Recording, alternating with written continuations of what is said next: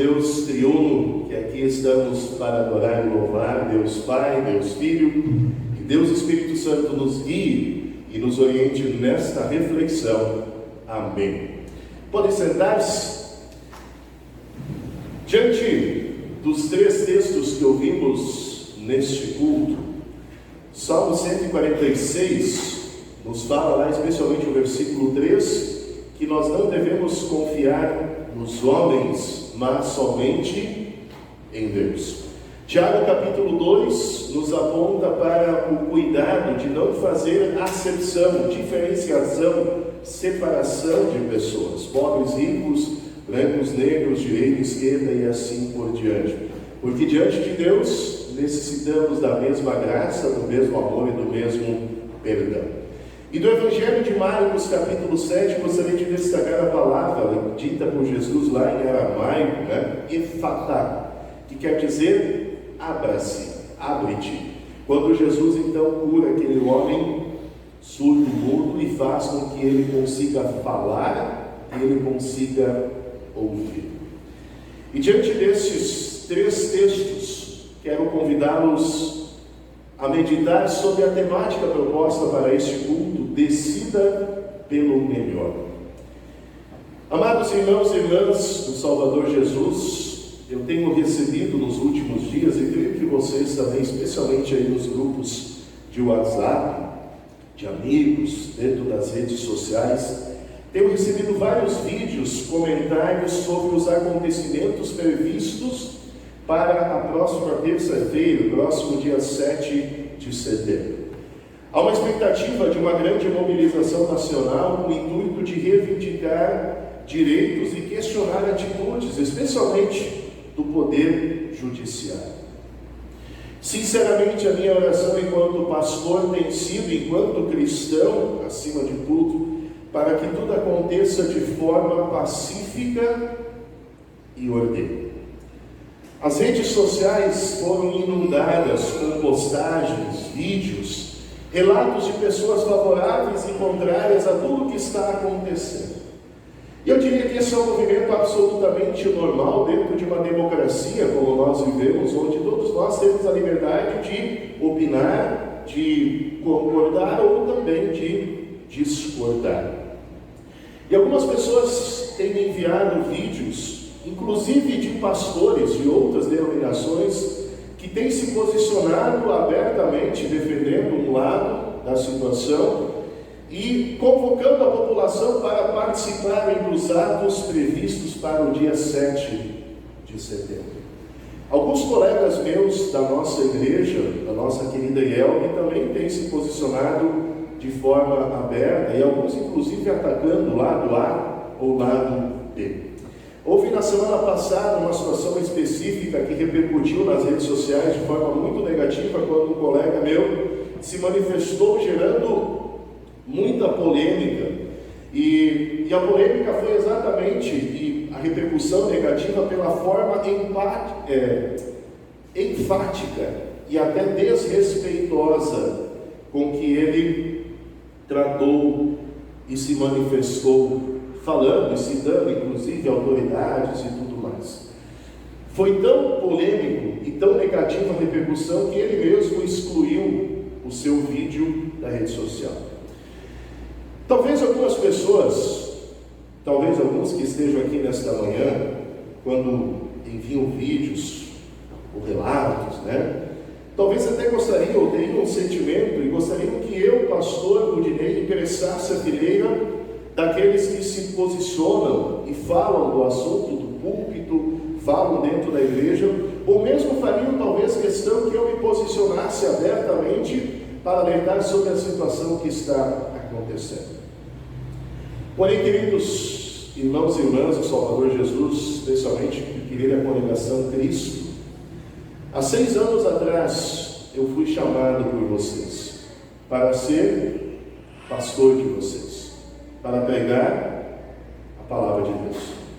Eu, pastor Rudinei, não sou um cientista político, eu sou um pastor que foi chamado para anunciar as boas novas da salvação.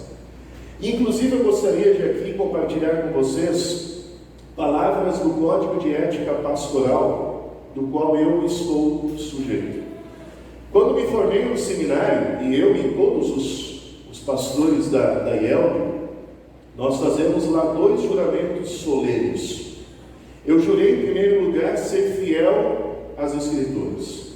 Eu jurei ser fiel em toda a minha vida à Palavra de Deus, a pregar a Palavra de Deus tal como ela está, quer seja conveniente, quer não, quer agrade, quer não. O meu juramento foi para pregar a Palavra de Deus.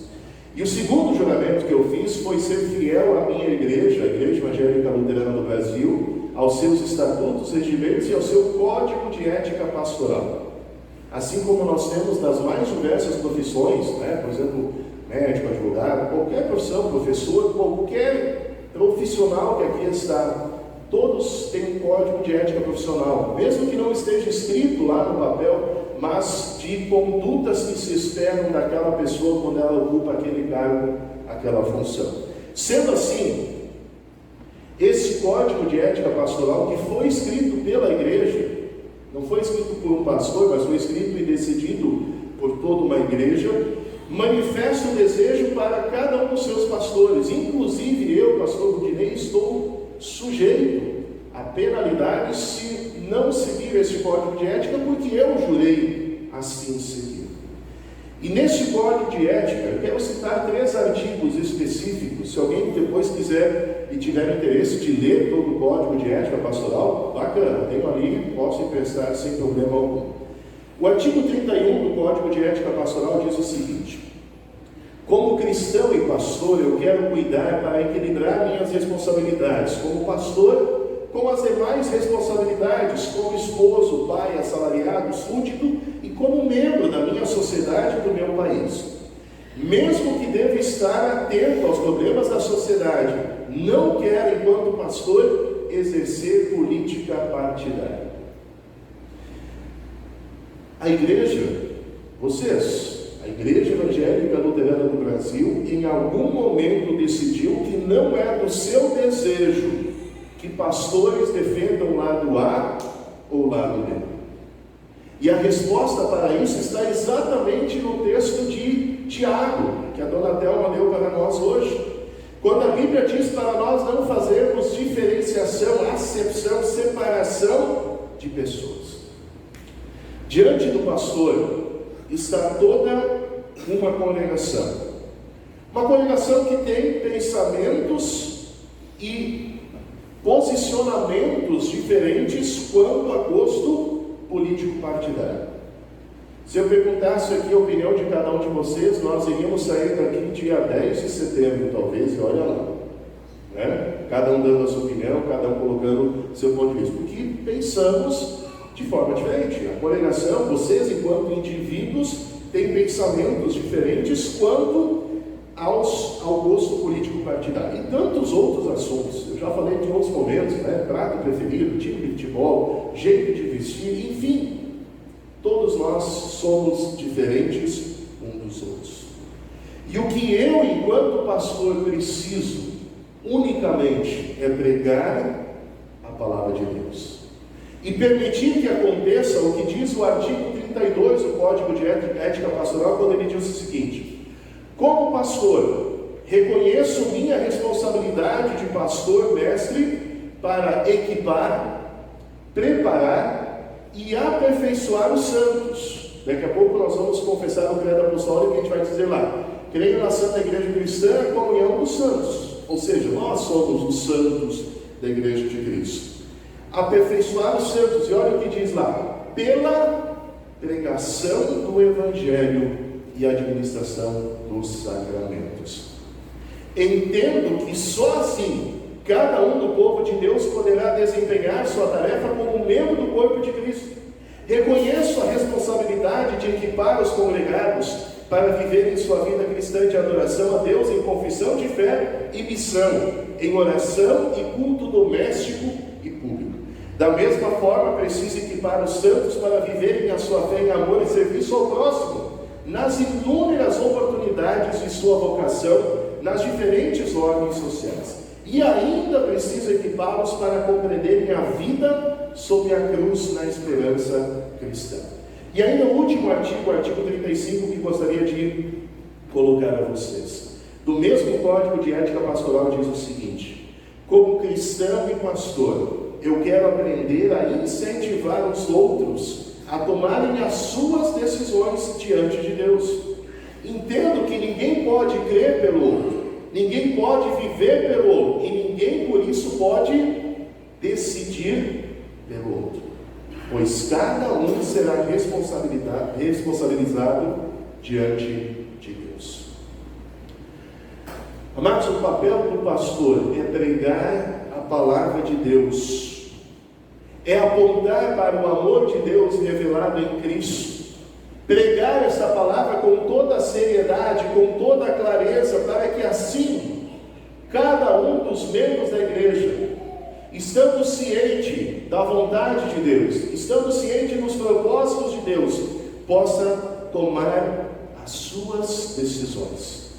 E cada decisão que nós tomamos, elas terão consequências positivas ou negativas. Vocês decidiram estar aqui esta manhã para prestar culto a Deus. Algumas pessoas decidiram não estar. E todas as decisões que nós tomamos no dia a dia, elas terão as suas repercussões, elas terão as suas consequências. E Deus nos pedirá conta disso. Por isso eu sou responsável pelas minhas decisões. E cada um de vocês é responsável por elas. Não cabe ao pastor gritar do alto do púlpito, defendendo o lado A ou o lado B. Porque o pastor terá diante de si sempre pessoas que olham para os dois lados. Nós temos pessoas que concordam com o lado A e discordam do lado B e vice-versa. Se tem o lado C ainda, o D, enfim, nós vamos ter opiniões, desejos, anseios diferentes. E não cabe ao cristão, e muito menos ao pastor, fazer diferenciação das pessoas, pois todos são alvos do amor de Deus. E se eu, pastor Rudinei, no exercício da minha função de pastor, me posicionasse de forma partidária para o A ou para o B, inevitavelmente eu estaria aproximando alguns e afastando outros. E pior, tirando destes outros, ao qual eu teria afastado a oportunidade de ouvirem a palavra de Deus, que é o objetivo para o qual vocês me chamaram, e que é o objetivo para o qual eu me tornei pastor da igreja: pregar a palavra de Deus. Pregar a palavra de Deus. Eu quero compartilhar com vocês no WhatsApp.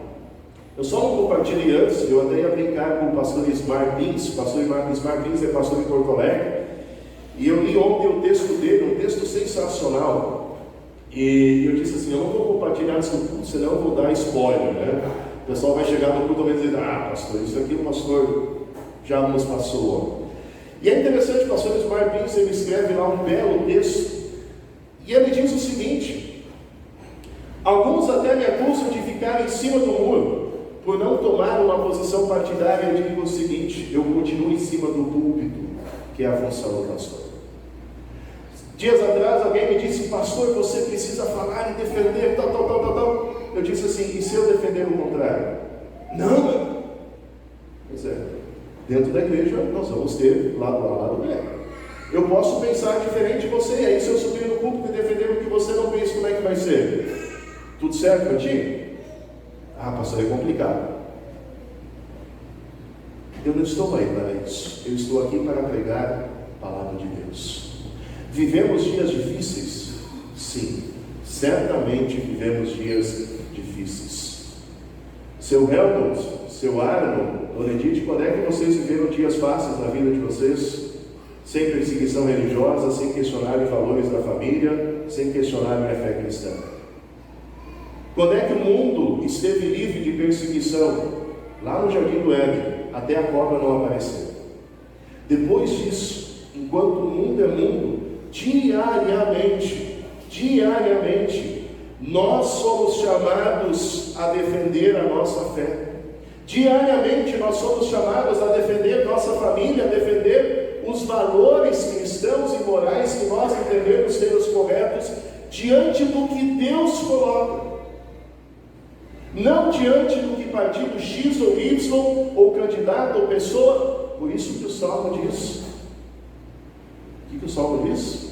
Não confie em homens, confie em Deus. Eu sou o Senhor teu Deus, não terás outros deuses diante de mim. E Lutero diz, devemos temer e amar a Deus e confiar nele acima de todas as coisas. Olhar para a palavra de Deus. E eu não quero ser pessimista aqui, não quero desanimar ninguém, mas eu digo o seguinte: lamento informar que muitos outros 7 de setembro virão. Muitas outras manifestações para reivindicar direitos ou para defender direitos ou liberdades que nos são retirados ou diminuídos virão.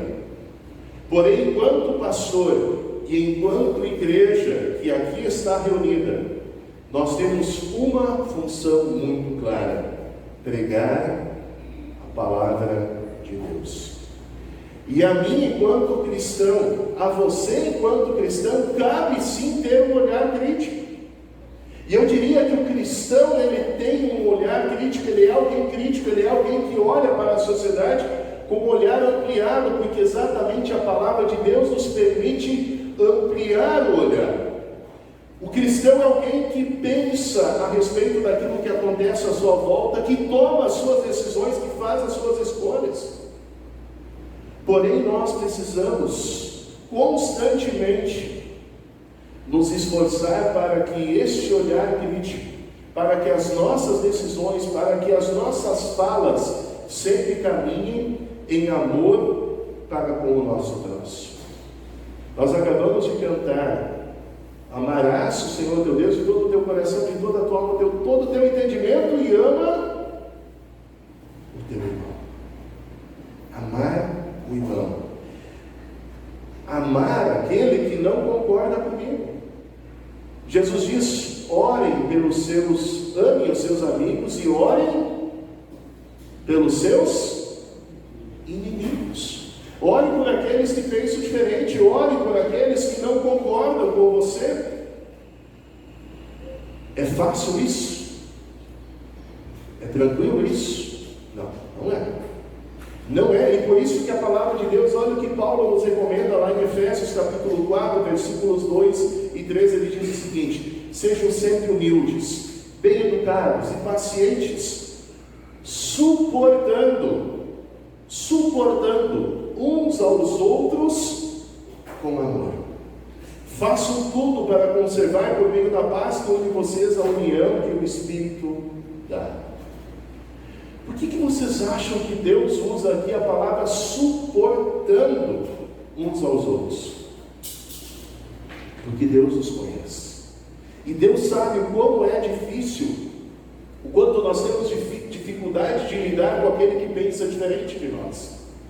Nós temos aí uma onda de grupos de WhatsApp de família que estão mostrando isso. E eu tenho ouvido relatos que tem me deixado, não, cabelo em pé não, mas tem me deixado perplexo.